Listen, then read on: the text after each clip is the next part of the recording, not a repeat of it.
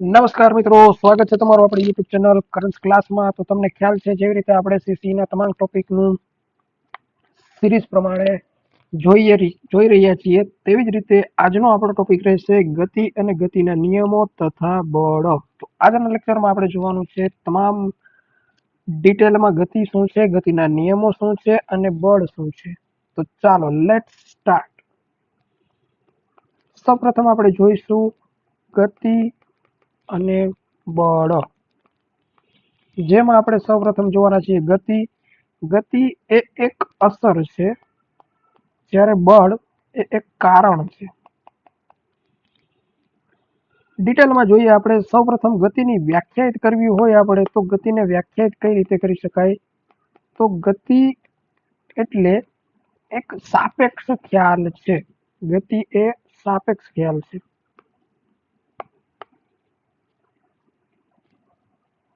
જ્યારે કોઈ એક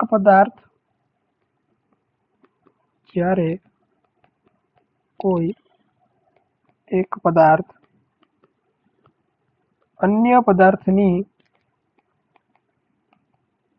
સાપેક્ષે પોતાનું સ્થાન બદલે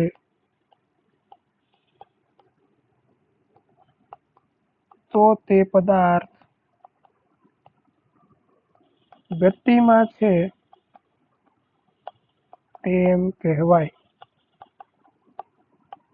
માટે ગતિ એ એક કેવો ખ્યાલ છે? સાપેક્ષ ખ્યાલ છે.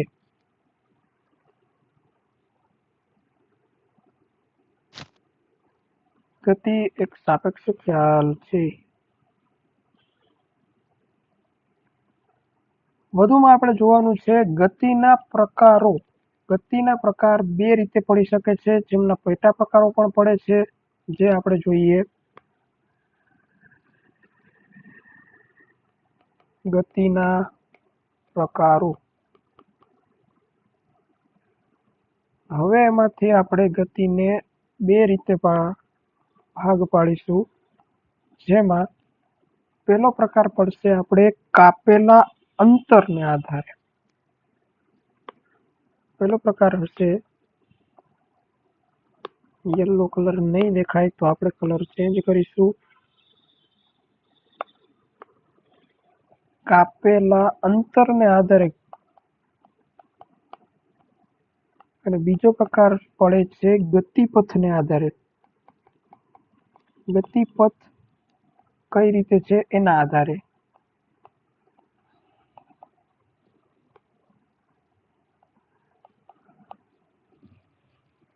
તો કાપેલું અંતર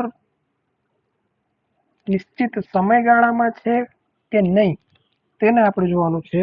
તો તેમાં પણ પેટા પ્રકાર પડશે.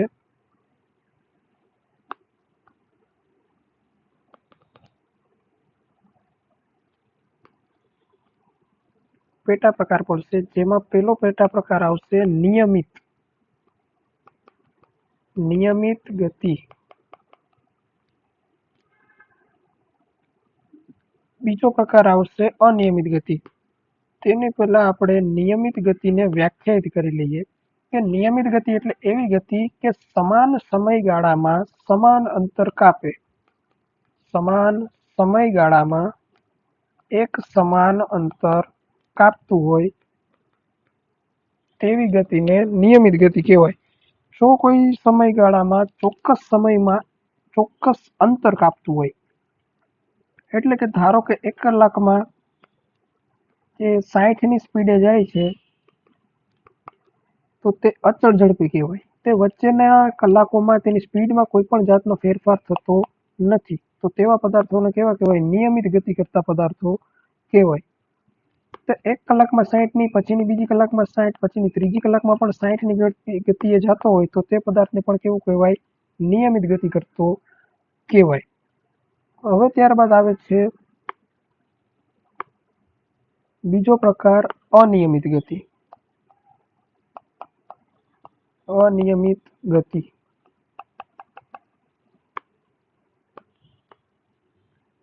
સમાન સમયગાળામાં અસમાન અંતર કાપે છે. સમાન સમયગાળામાં असमान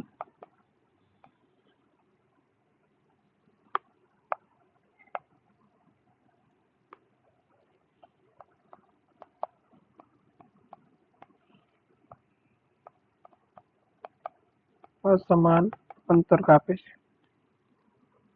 दाखला तरीके आमां उदाहरण जोवा जईए तो कोई 1 कलाकमां पेली 20 मिनिट ते 20 ની સ્પીડે ચાલે છે, પછીની 30 મિનિટમાં એ 10 ની સ્પીડે ચાલે છે, તો એ એનું શું થયું? असमान अंतर कपाव। 20 મિનિટમાં એ 20 ની સ્પીડે ચાલે છે, 30 મિનિટમાં 10 ની સ્પીડે ચાલે છે, તેમ થતા થતા ચોક્કસ 1 કલાકમાં તે अलग अलग स्पीडे अंतर कापे छे। तो तेवी गतिने शुं कहीशुं आपणे? अनियमित गति, टूंकमां ट्राफिक सिग्नल वाળી गति के जेमां आपणे स्पीड ब्रेकर आवे, सिग्नल आवे वगैरे वगैरे आवे, अने नियमित गति एटले के हाईवे वाળી गति। चालो तो हवे आपणे वधीशुं नेक्स्ट बीजा प्रकार तरफ, गतिपथने आधारे के भाई गतिपथ केवो होय तो तेनी गति केवी रहेशे। तो पेलो प्रकार आवशे एमां सुरेख।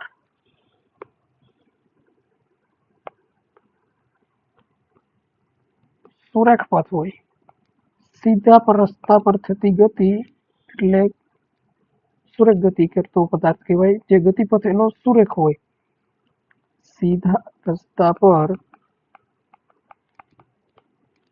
थती गति। उदाहरण तरीके बंदूकमांथी छूटेली गोळीनी गति, पछी कोई धनुषना पणछमांथी निकळेલું तीરની गति वगैरे આપણે तीરની गति। उदाहरण तरीके गोळीनी गति, तीરની गति वगैरे कही શકીએ। ત્યારબાદ આવે છે બીજો પ્રકાર વર્તુળમય ગતિ। વર્તુળમય ગતિ આપણને ખ્યાલ છે તેનો પથ કેવો હોય તો વર્તુળાકાર હોય છે। સૂર્યની આસપાસ ફરતું પૃથ્વીની ગતિ તેનું બેસ્ટ એક્ઝામ્પલ કહી શકાય છે। સૂર્યની ફરતે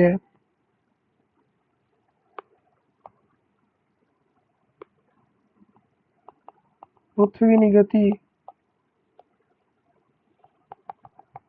વર્તુળાકાર ગતિ પર છે। ત્યારબાદ આવે છે દોલિત ગતિ।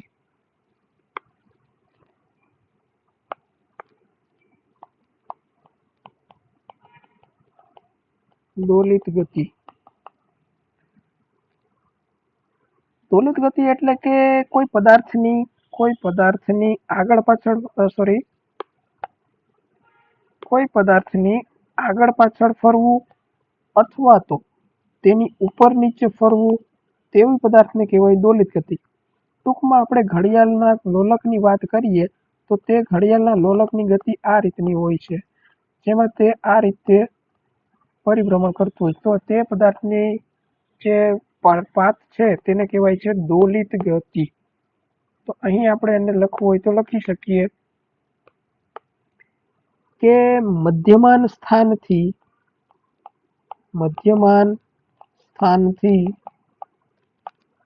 અથવા તો મધ્યમાન સ્થાનની આસપાસ, આગળ પાછળ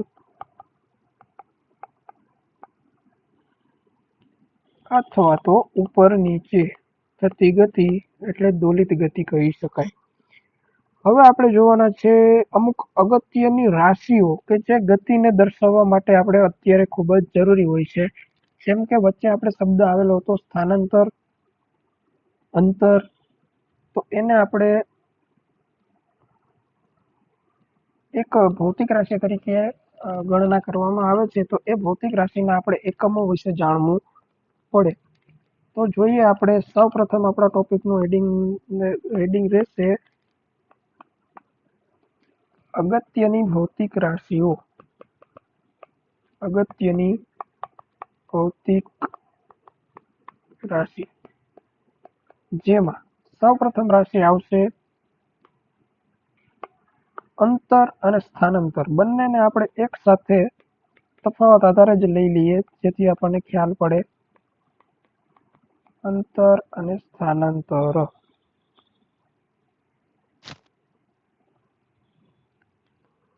ગતિપથની કુલ લંબાઈને અંતર કહેવામાં આવે છે.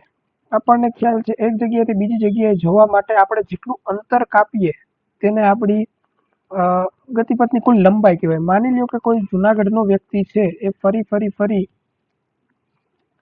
રાજકોટ તરફ જાય છે, તો રાજકોટ વચ્ચે તેને જે અંતર લીધેલું છે વચ્ચે આવતા શહેરો જેવા કે જેતપુર, વીરપુર, તો એ સ્થળે જવા માટે જેને ટોટલ રસ્તો કાપેલો છે એ રસ્તાના કુલ અંતરને કહેવાય છે, ગતિપથની જે લંબાઈ છે એને કહેવાય છે આપણે અંતર. હવે તેવી જ રીતે અહીં છે સ્થાનાંતર.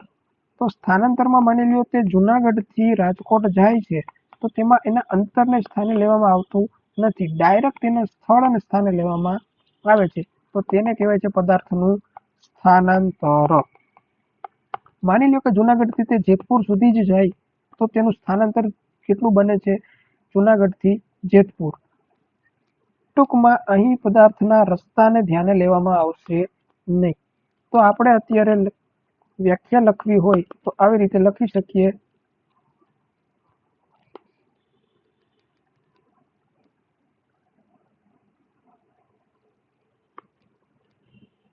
અંતર એટલે ગતિપથની કુલ લંબાઈ.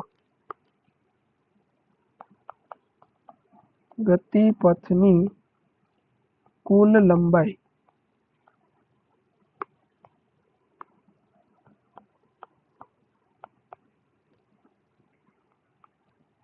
જ્યારે સ્થાનાંતરમાં લખવામાં આવે તો સ્થાનમાં થતો ફેરફાર.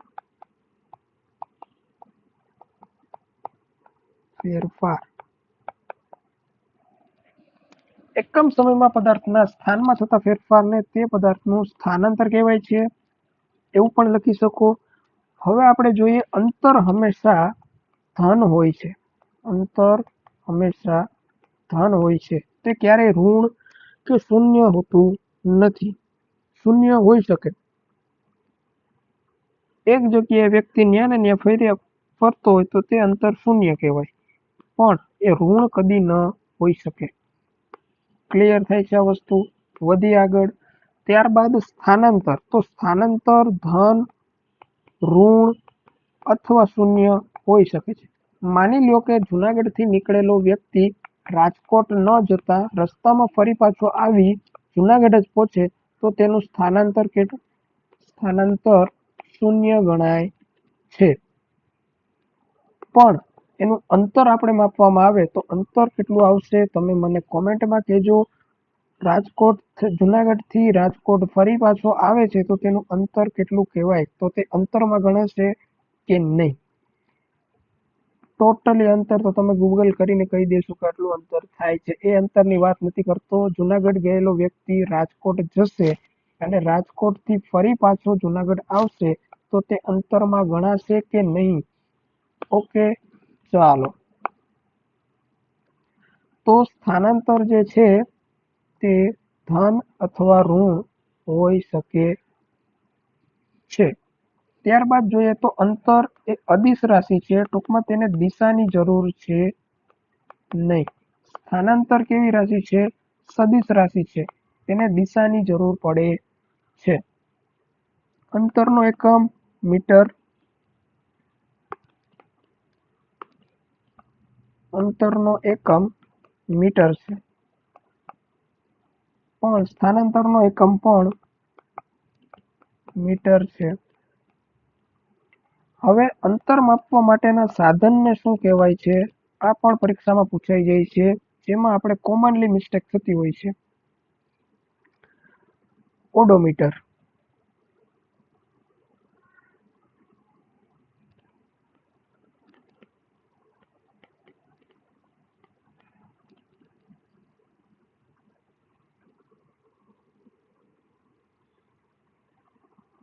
ત્યારબાદ જોવાનું છે આપણે ઝડપ. તો ઝડપમાં આપણે જોઈશું ઝડપ કોને કહેવાય, તેની જ બીજી રાશિ છે વેગ, તેના વિશે જોઈશું. ઓડોમીટર અને સ્પીડોમીટર બેનું કન્ફ્યુઝન થશે. ઝડપ માપવા માટે સ્પીડોમીટર આવે છે, જ્યારે અંતર માપવા માટે ઓડોમીટર આવે છે। તો હવે આપણે જોવાનું છે ઝડપ અને વેગ।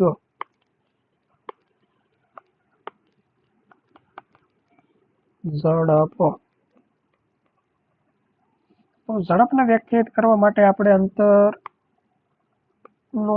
ફરજિયાત ઉપયોગ કરવો પડશે, કેમ કે ઝડપને વ્યાખ્યા આવે છે એકમ સમયમાં પદાર્થે કાપેલા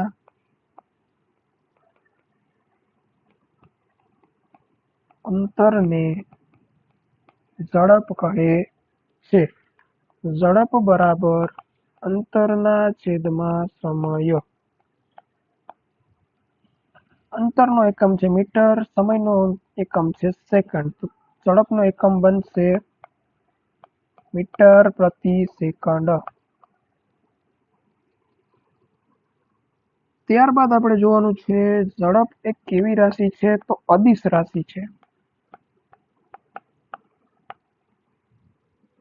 ઝડપને મેં કીધું એ પ્રમાણે સાધન કયું હશે કે જેના દ્વારા આપણે માપી શકીએ, તો ઝડપ માપવાનું સાધનને કહેવામાં આવે છે સ્પીડોમીટર। ગાડીમાં આપણે બંને મીટરો જોવા મળે છે, સ્પીડોમીટર અને ઓડોમીટર। હવે આવે છે વેગ અને સ્થાનાંતર।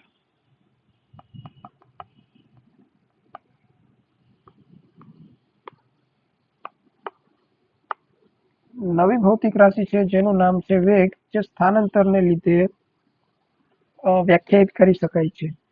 વ્યાખ્યા લખવી હોય તો આ રીતે લખી શકાય કે એકમ સમયમાં પદાર્થે કરેલા સ્થાનાંતરે, એકમ સમયમાં પદાર્થે કરેલા સ્થાનાંતરને તે પદાર્થનો વેગ કહે છે। વેગ એ સદિશ રાશિ છે, તેનો એકમ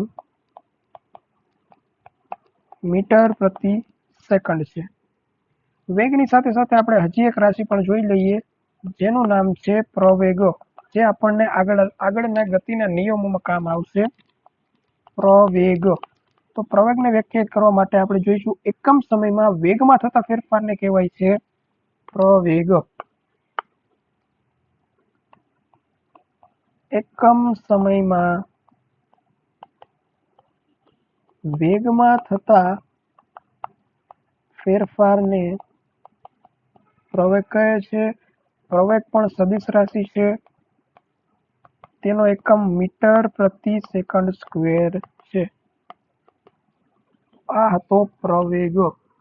ત્યારબાદ આપણે જોવાના છે ન્યૂટનના ગતિના નિયમો।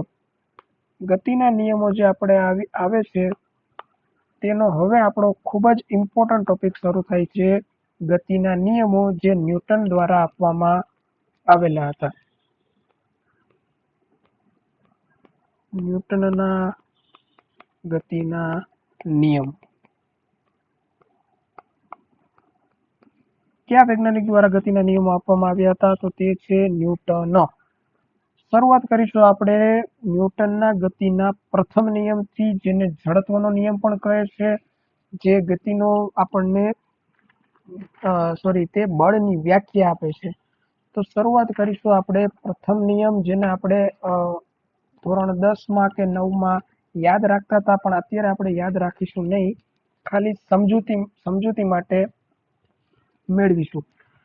તો લખીશું આપણે ખૂબ જ ઇમ્પોર્ટન્ટ એવો ન્યૂટનનો ગતિનો પ્રથમ નિયમ।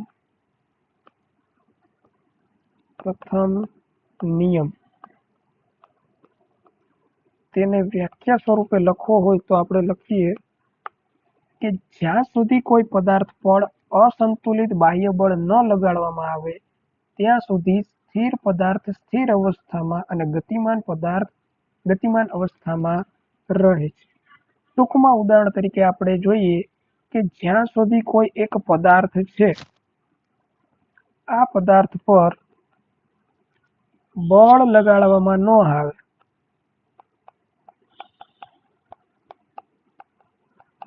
ત્યાં સુધી એ સ્થિર હશે તો સ્થિર જ રહેશે। પણ જો આ જ પદાર્થ ગતિ કરતો હશે, માની લ્યો કોઈ બીજો પદાર્થ છે, એ બીજો પદાર્થ ગતિ કરે છે, તો તેના વિરુદ્ધમાં કોઈ બળ લગાડવામાં નહીં આવે, તો ત્યાં સુધી આ પદાર્થ કેવો રહેશે? ગતિ કરતો રહેશે। તો અહીં ન્યૂટનનો પહેલો નિયમ એ કહે છે કે કોઈ સ્થિર પદાર્થ પર બળ લગાડવામાં ન આવે તો ત્યાં સુધી તે સ્થિર જ રહેશે, પણ જો કોઈ ગતિમાન પદાર્થ છે તેના પર બળ લગાડવામાં ન આવે તો તે ગતિ જ કરતો રહેશે। તો આ પદાર્થને શું કહેવાય છે? આ આપણા પ્રથમ જે મેં કીધું તેને શું કહેવાય છે? જડત્વનો નિયમ અથવા તો ન્યૂટનનો ગતિનો પ્રથમ નિયમ। જોઈએ આપણે વ્યાખ્યાયિત રીતે લખવું હોય તો ફરીથી તમે લખી શકો છો અહીંયા। તો આપણે લખીએ, જ્યાં સુધી કોઈ પદાર્થ પર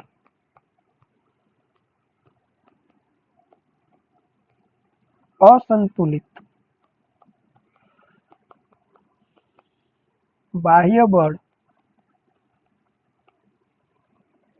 ન લગાડવામાં આવે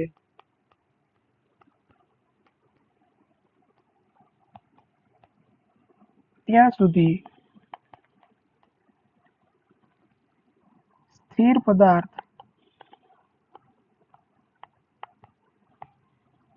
સ્થિર અને ગતિમાન પદાર્થ ગતિમાન અવસ્થામાં રહે છે।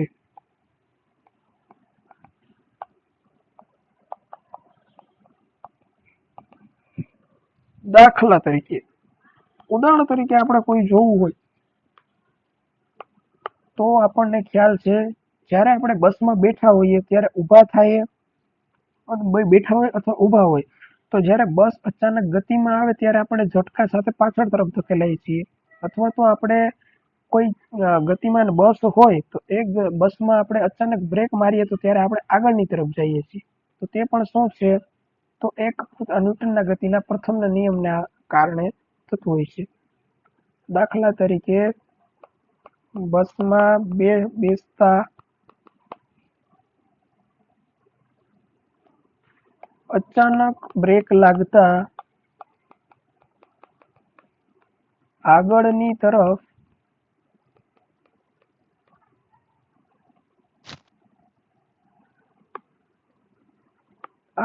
તરફ ધકેલાવું, તે શું છે? તે જડત્વના નિયમને આભારી છે।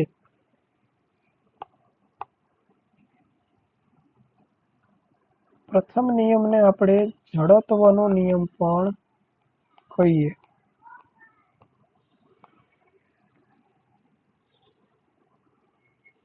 પ્રથમ નિયમ છે એ બળનું મૂલ્ય આપે છે કે બળની વ્યાખ્યા આપે છે? આ એક પ્રશ્ન ફરી વાર પૂછાતો હોય છે। તો પ્રથમ નિયમ છે એ બળની વ્યાખ્યા આપે છે। ખૂબ જ અગત્યનું છે આ, બળની વ્યાખ્યા આપે છે। ત્યારબાદ હવે આપણે જોવાનું છે ન્યૂટનના ગતિના બીજા નિયમ તરફ।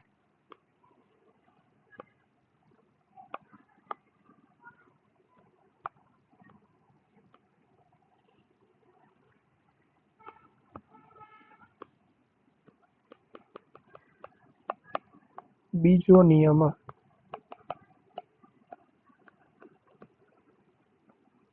બીજા નિયમ પ્રમાણે આપણે જોવામાં આવે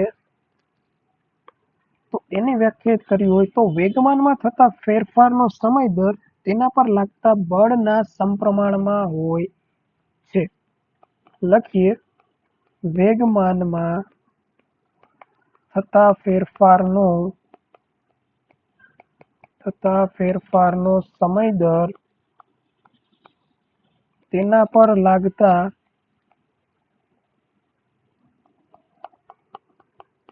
બળના સમપ્રમાણમાં હોય છે।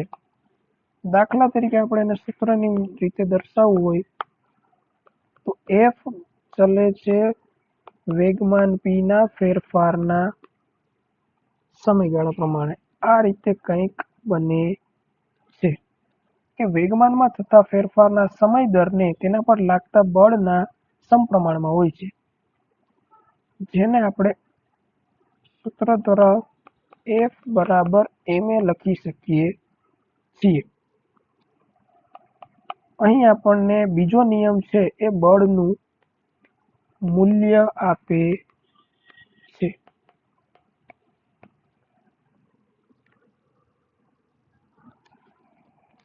દાખલા તરીકે આપણે જોવું હોય કે બીજા નિયમનો કોઈ ઉદાહરણ છે તો આપણને ખ્યાલ છે કે ક્રિકેટ બોલને દડા કેચ કરતી વખતે જે ખેલાડી હોય છે એ હાથ દડાની ગતિની દિશા તરફ પાછળની તરફ લઈ જાય છે, જેથી તેને સરળતાથી કે એની ગતિને અનુરૂપ લઈ અને સરળતાથી કેચ કરી શકે.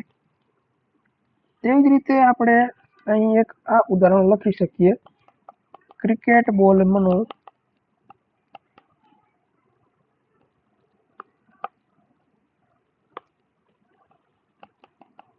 કેચ કરવો એ બીજા નિયમને આભારી છે. ત્યારબાદ આપણે જોવાનું છે ગતિનો ત્રીજો નિયમ, જે આપણને સૌથી ઈઝી નિયમ કહી શકાય.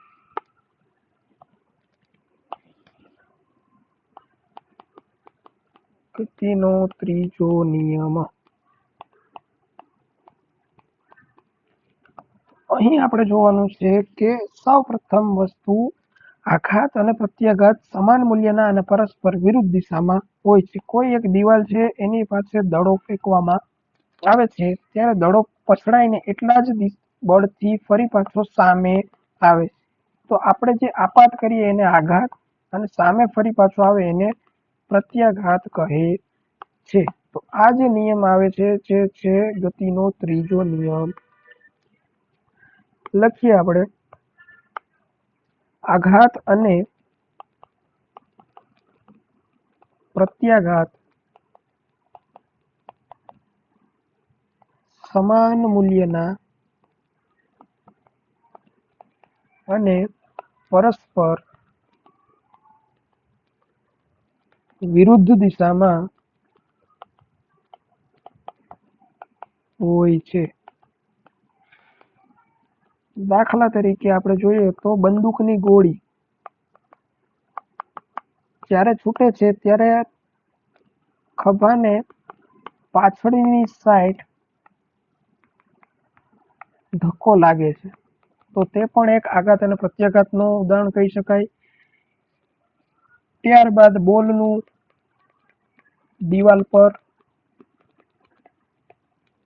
અથડાવું. તો આ હતા આપણા તમામ ન્યૂટનના ગતિના સંપૂર્ણ નિયમો, જે મેં તમને ઉદાહરણ દ્વારા સમજાવવામાં આવ્યા. મોસ્ટ ઓફલી તમારે પૂછાય છે કે પ્રથમ નિયમ શું આપે છે, બળની વ્યાખ્યા આપે છે. બીજો નિયમ એનું સૂત્ર પૂછાય છે, F બરાબર m અને a એટલે પ્રવેગ, m એટલે કે દળ, બળનું મૂલ્ય આપે છે. ત્યારબાદ હવે આપણે જોવાનું છે અમુક ભૌતિક રાશિઓના આપણે સંજ્ઞા કઈ હોય છે, જે હું તમને વારંવાર પૂછાતી હોય છે, તો એના વિશે માહિતી આપી દઉં અને ત્યારબાદ આપણે ટ્રાન્સફર થઈશું બળ તરફ. તો અહીં અમુક ભૌતિક રાશિઓ છે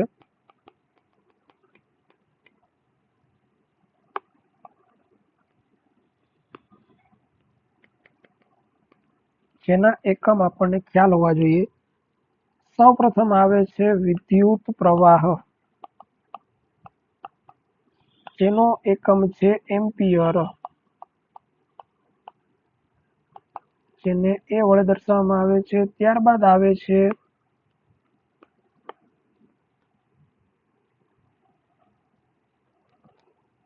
જ્યોતિની તીવ્રતા,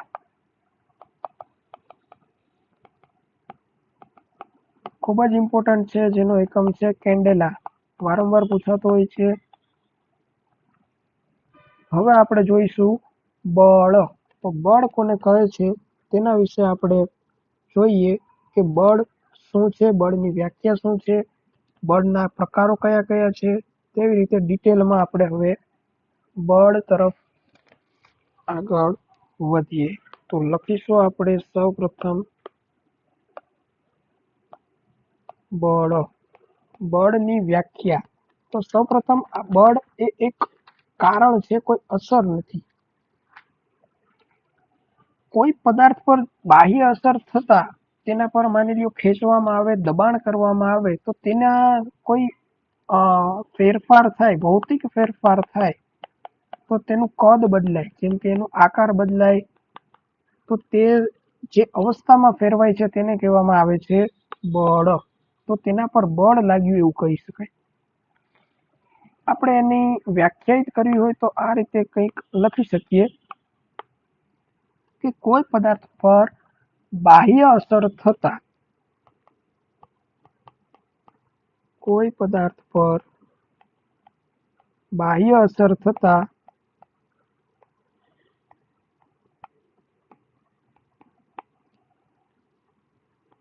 તે પદાર્થની સ્થિર કે ગતિમાન અવસ્થા બદલાય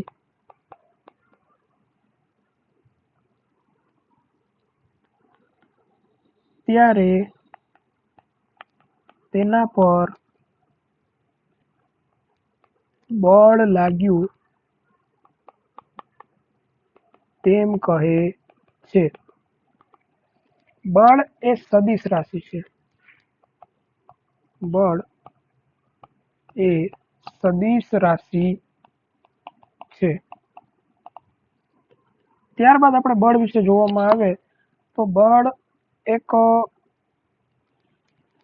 તેમનો એકમ અને બળનો જે SI એકમ કયો છે, બે પ્રકારના એકમો છે. તેમાં આપણે જોઈશું સૌપ્રથમ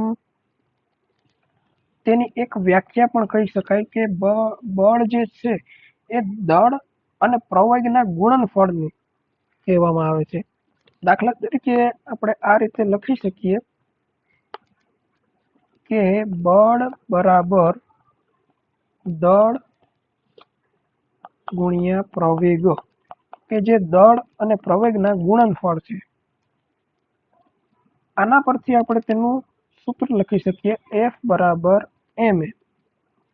હવે આપણને ખ્યાલ છે m એ કિલોગ્રામમાં એકમમાં વપરાય છે, એ એટલે કે પ્રવેગ છે જેનો મીટર પ્રતિ સેકન્ડ સ્ક્વેર જેનો એકમ છે. તો આ બાદ આપણને બળનો એકમ મળે છે. બળનો એકમ કિલોગ્રામ ઇન્ટુ મીટર પ્રતિ સેકન્ડ સ્ક્વેર. SI એકમ જોઈએ તો ન્યૂટન, બીજો એકમ છે ડાઇન, CGS પ્રમાણે ડાઇન. 1 ન્યૂટન બરાબર 10⁵ ડાઇન થાય છે. ત્યારબાદ હવે આપણે જોવાના છે બળના પ્રકારો. બળના કેટલા પ્રકારો છે તે જોઈશું. ત્યારબાદ વિવિધ બળો વિશે માહિતી મેળવીશું, જેમાં આપણે મેઇન પ્રકારો છે સંતુલિત બળ, અસંતુલિત બળ, જેમાં આવશે સંપર્ક બળ, બિનસંપર્ક બળ, ઘર્ષણ બળ, સ્નાયુ બળ છે કે નહીં. બિનસંપર્ક બળ છે તો સ્થિત વિદ્યુત બળ છે, પછી ગુરુત્વાકર્ષણ બળ છે, ચુંબકીય બળ છે. તો હવે આપણે ડિટેલમાં એક ચાર્ટ મુજબ આપણે આગળ વધીશું, જેમાં સૌપ્રથમ આપણે લખીશું બળ. હવે આ બળમાંથી આપણે અહીં બનશે અસંતુલિત છે કે સંતુલિત છે તેના વિશે ખ્યાલ મેળવીશું. તો સૌપ્રથમ આપણે લખીશું અસંતુલિત બળ. અસંતુલિત બળ.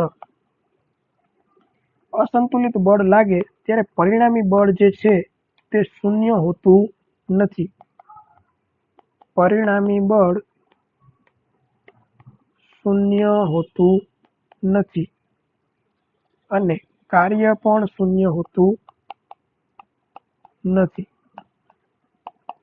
ઉદાહરણ તરીકે અસંતુલિત બળ એટલે કોઈ એક જ સાઈડથી લાગતું બળ. ટૂંકમાં જો એક તરફ એક આપણે વાત કરીએ કે એક એક સ્વિંગ ટાઈપ હિંચકો છે, જેમાં કોઈ મોટા વજનદાર વ્યક્તિ જેનું દળ વધુ છે એ વ્યક્તિ અહીં બેસશે તો આ વસ્તુ જે આ સાઈડનો જે સ્વિંગ છે એ વધુ નમી જશે, તો તેને આપણે કહેવાય છે કે પરિણામી બળ જે છે એ શૂન્ય ન કહેવાય, કોઈ એક તરફ વળી ગયેલું કહેવાય. તો એવી જ રીતે કાર્ય પણ છે એ આ સાઈડ થશે તો કાર્ય થયેલું ગણાય, શૂન્ય કહેવાય નહીં. જ્યારે સંતુલિત બળમાં કેવું હશે, બંને બેલેન્સમાં રહેશે. સંતુલિત બળ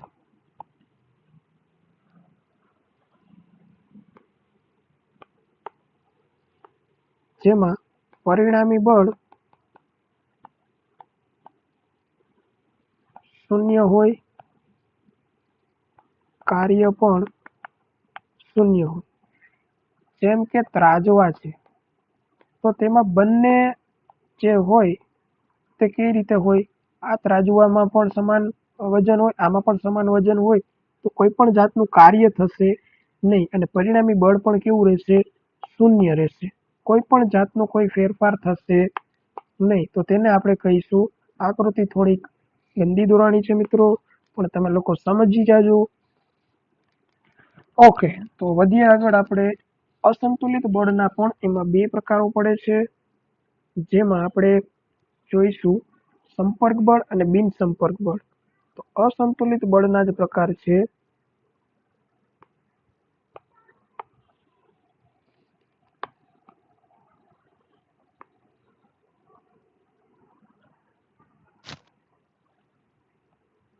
અસંતુલિત બળનો જ પ્રકાર છે સંપર્ક બળ.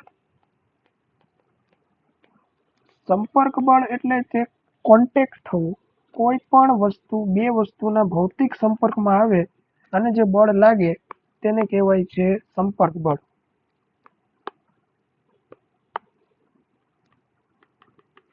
ભૌતિક સંપર્કમાં હોય ત્યારે જે બળ લાગે તેને કહેવાય સંપર્ક બળ, જેના આપણે બે પ્રકાર પડે છે, સ્નાયુ બળ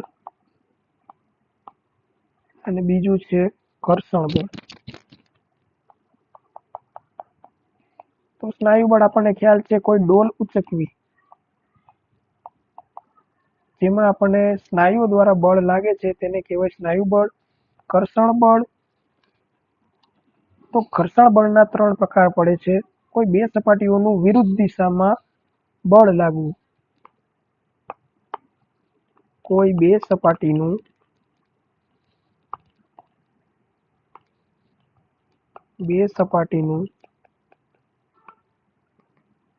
વિરુદ્ધ દિશામાં બળ લાગવું. ઘર્ષણ બળના અહીં આપણે જોઈએ તો ત્રણ પ્રકાર પડે છે.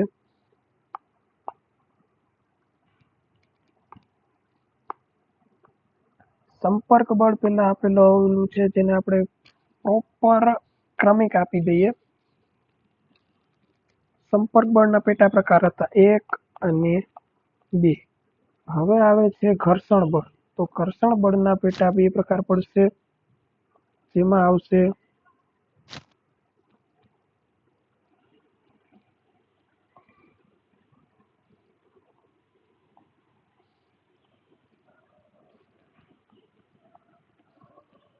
સ્થિત ઘર્ષણ, સરકતું ઘર્ષણ અને લોટણ ઘર્ષણ. સ્થિત ઘર્ષણ, સરકતું ઘર્ષણ અને લોટણ ઘર્ષણ.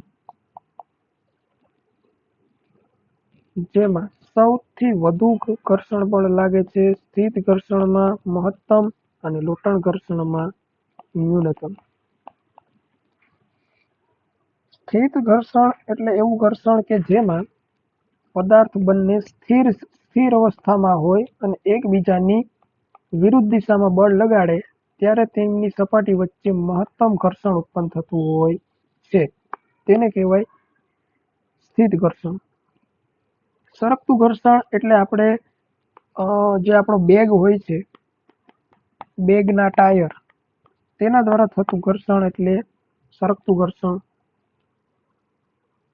પછી છે લોટણ ઘર્ષણ. તો લોટણ ઘર્ષણ એટલે એવું ઘર્ષણ કે આપણા બોલ બેરિંગ, જે વાહનોના વપરાશમાં હોય બંને પદાર્થનું જ્યારે બોલ બેરિંગ કહેવાય છે. આ બંને પદાર્થો એકબીજા સાથે ફરતા હોય આ રીતનું બોલ બેરિંગનું જે હોય છે એ રીતે બધા છરા જે આપણે કહીએ છીએ એ બધા અંદરો અંદર ફરતા હોય છે તો તેને કહેવાય છે લોટણ ઘર્ષણ. તેમની વચ્ચે લાગતું બળ અમે કેવું હોય છે ન્યૂનતમ હોય છે. હવે આપણે જોવાનું છે સંપર્ક બળ જોઈ ગયા. હવે ત્યારબાદ આપણે જોવાનું છે બિન સંપર્ક બળ.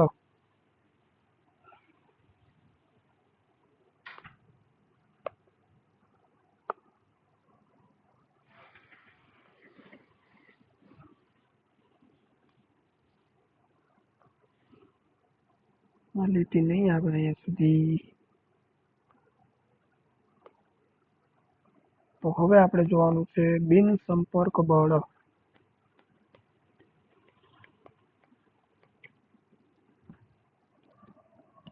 બિન સંપર્ક બળમાં આવશે સ્થિત વિદ્યુત બળ, ગુરુત્વાકર્ષણ બળ અને ચુંબકીય બળ.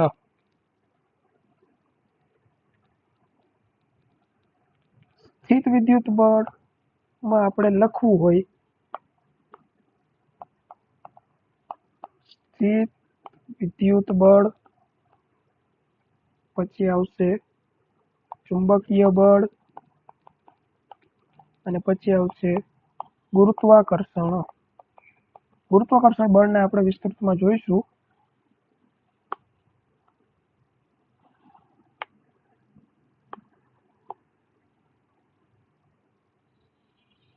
તે પહેલા આપણે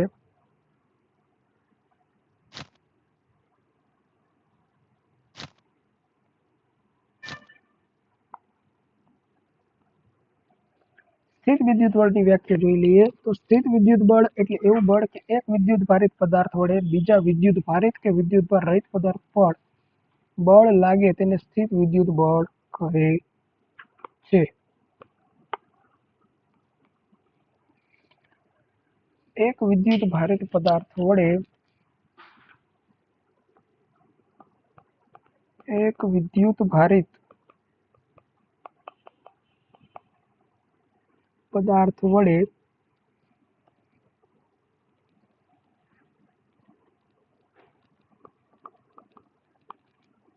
બીજા વિદ્યુત ભારિત કે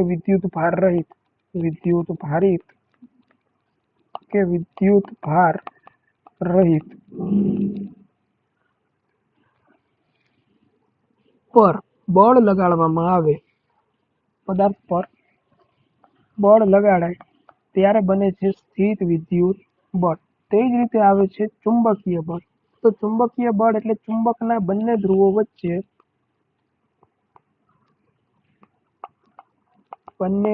વચ્ચે લાગતા બળને, દાખલા તરીકે N અને N ધ્રુવ વચ્ચે લાગતું બળ જે અપાકર્ષણ પણ હોઈ શકે અને આકર્ષણ પણ હોઈ શકે. N અને S ધ્રુવ વચ્ચે લાગતું બળ પણ. ગુરુત્વાકર્ષણ બળ એ સૌથી નબળું બળ કહી શકાય જેનો આપણે ડિટેલમાં હમણાં અભ્યાસ કરીએ, જેની શોધ વૈજ્ઞાનિક આઇઝેક ન્યૂટન દ્વારા કરવામાં આવેલી છે. તો હવે આપણે જોઈશું ગુરુત્વાકર્ષણ બળ. તો ગુરુત્વાકર્ષણનો એક સાર્વત્રિક નિયમ છે અને એનું સૂત્ર છે એ આપણે સૌપ્રથમ જોઈશું. તો આપણે સૌપ્રથમ ગુરુત્વાકર્ષણની વ્યાખ્યા લખીશું કે ગુરુત્વાકર્ષણનો નિયમ શું કહે છે. જે આપણા ટોપિકમાં ડિટેલમાં લખેલું છે.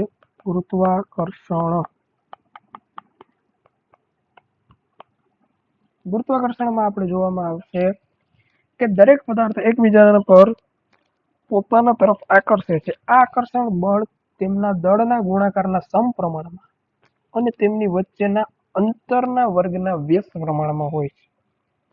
પહેલા આપણે સમજી લઈએ કે ગુરુત્વાકર્ષણ બળ છે શું.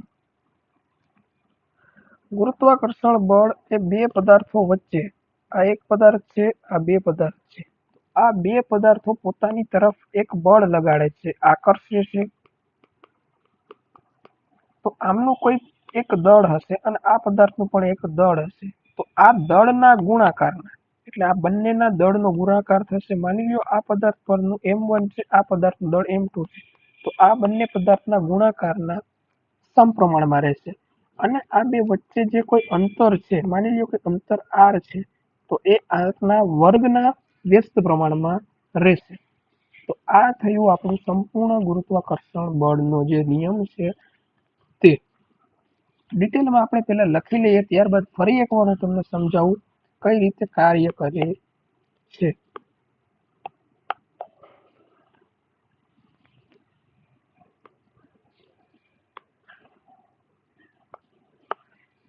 દરેક પદાર્થ એકબીજાને પોતાના તરફ આકર્ષે છે.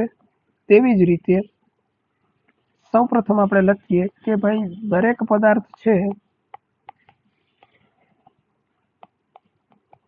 એકબીજાને પોતાના તરફ આકર્ષે છે. આ આકર્ષણ બળ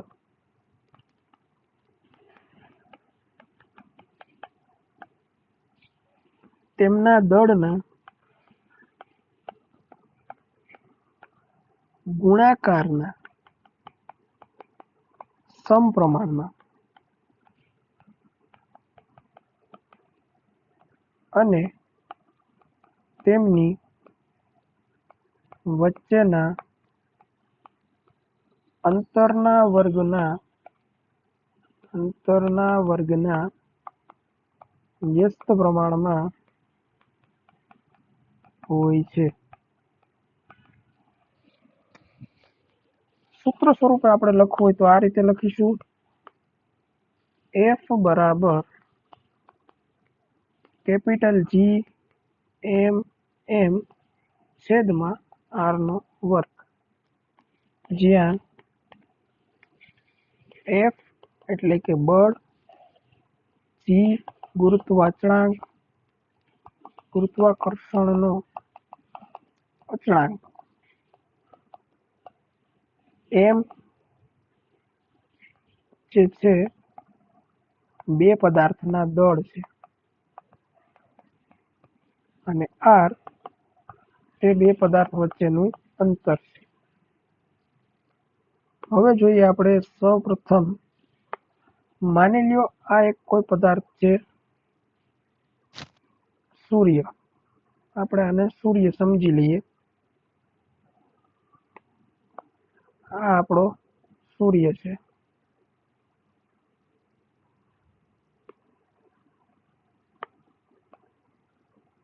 This is our sun. તો આ આપણા સૂર્ય, થોડોક આપણે કલર કરી લઈએ એટલે આપણને થોડુંક લખવામાં વધુ ખબર પડે. તો આ આપણે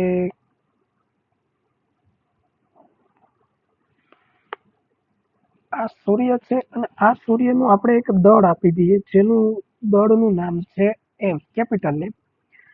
ત્યારબાદ આપણે આપીએ છીએ બીજી તરફ આપણે દોરીએ છીએ આપણી પૃથ્વી. સૂર્ય કરતા થોડીક નાની હશે, જેમાં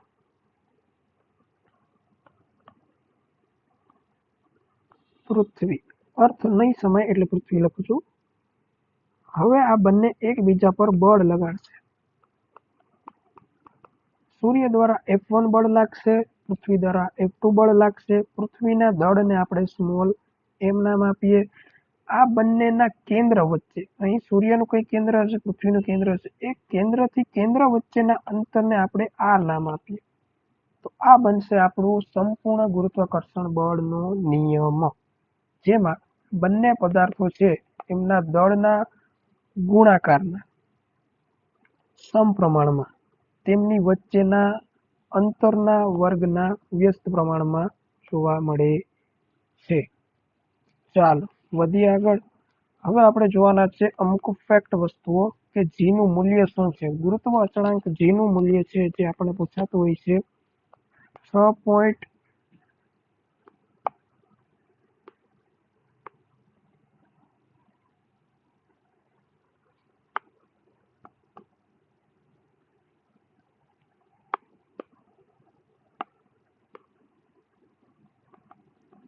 જી નું મૂલ્ય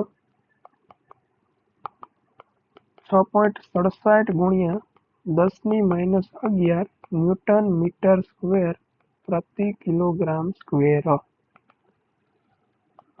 તેની શોધ કરનાર વૈજ્ઞાનિકનું નામ છે હેનરી કેવેન્ડિશ.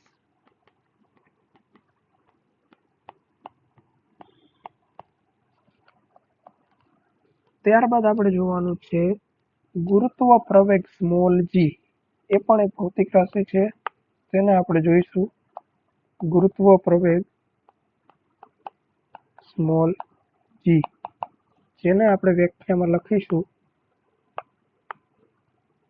જ્યારે કોઈ પણ પદાર્થ પૃથ્વી પર પડતો હોય ત્યારે કોઈ પ્રવેગ ઉત્પન્ન થાય છે. આ પ્રવેગ પૃથ્વીના ગુરુત્વાકર્ષણ બળને લીધે છે, જેને આપણે કહેવાય ગુરુત્વીય પ્રવેગ. જ્યારે એક પદાર્થ છે એ પૃથ્વી તરફ પડતો હોય ત્યારે તે ક્યારેક પ્રવેગ ઉત્પન્ન કરે છે, તો તેને શું કહેવાય છે? ગુરુત્વીય પ્રવેગ. સિમ્પલ ભાષા છે, સિમ્પલ વ્યાખ્યા છે. તો આપણે ગુરુત્વીય પ્રવેગ જી નું ખાલી મૂલ્ય યાદ રાખીશું. જ્યારે કોઈ પણ પદાર્થ પૃથ્વી પર પડતો હોય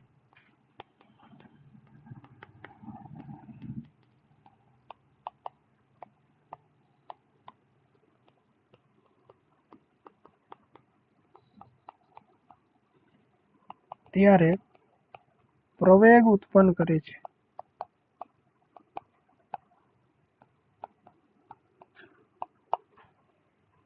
આ પ્રવેગ પૃથ્વીના ગુરુત્વાકર્ષણ બળને લીધે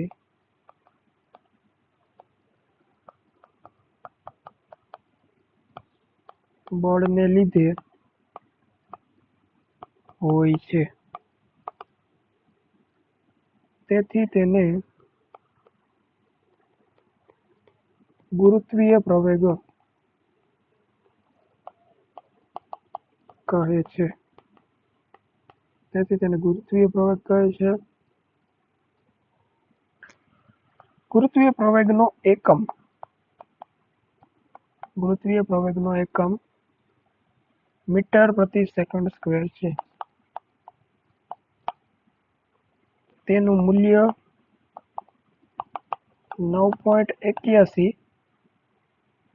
મીટર પ્રતિ સેકન્ડ સ્ક્વેર છે. આ હતું સંપૂર્ણ ગુરુત્વાકર્ષણ. હવે આપણે જોવાનું છે જે આપણો ચાર્ટ પ્રમાણે અહીં આપણે જોઈશું કે સંતુલિત બળ, અસંતુલિત બળ. તો હવે આપણે જોવાનું છે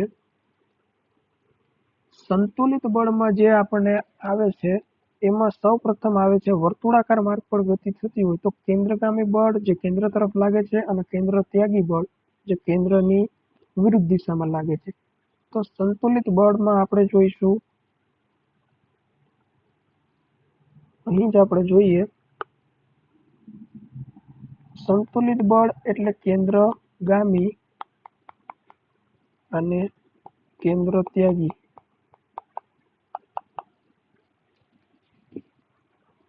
તો અહીંયા આપણે સંપૂર્ણ બળ વિશે માહિતી મેળવી લીધી છે, જેમાં આપણે જોઈ ગયા છીએ તમામ પ્રકારના બળ, બિન સંપર્ક બળ, સંપર્ક બળ. હવે આપણે જોવાનું છે એક ભૌતિક રાશિ છે જેનું નામ છે વજન. વજનની આપણે ખાલી વ્યાખ્યા જોઈશું, તેનો એકમ જોઈશું. તો ચાલો લખીશું આપણે અહીં વજન. વજન આધારિત પ્રશ્ન પૂછાય છે કે ચંદ્ર પર જતા વજન કેટલું હોય છે? તો કે ભાઈ છઠ્ઠા ભાગનું હોય છે. દળ બદલાતું હોતું નથી. તો વજન એટલે જે તે સ્થળે પદાર્થ પર લાગતા દળ. વજન એટલે જે તે સ્થળે પદાર્થ પર લાગતા ગુરુત્વાકર્ષણ બળને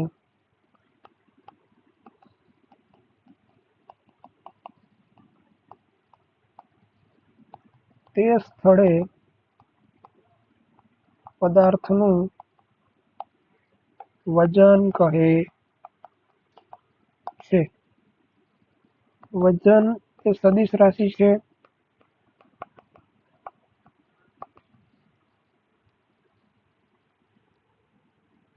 વજનને દર્શાવવા માટે આપણે W બરાબર m ગુણ્યા g લખી શકીએ છીએ. g એટલે ગુરુત્વાકર્ષણ જે આપણને ખ્યાલ છે. વજનનો એકમ બીજો કહીએ તો ન્યૂટન છે.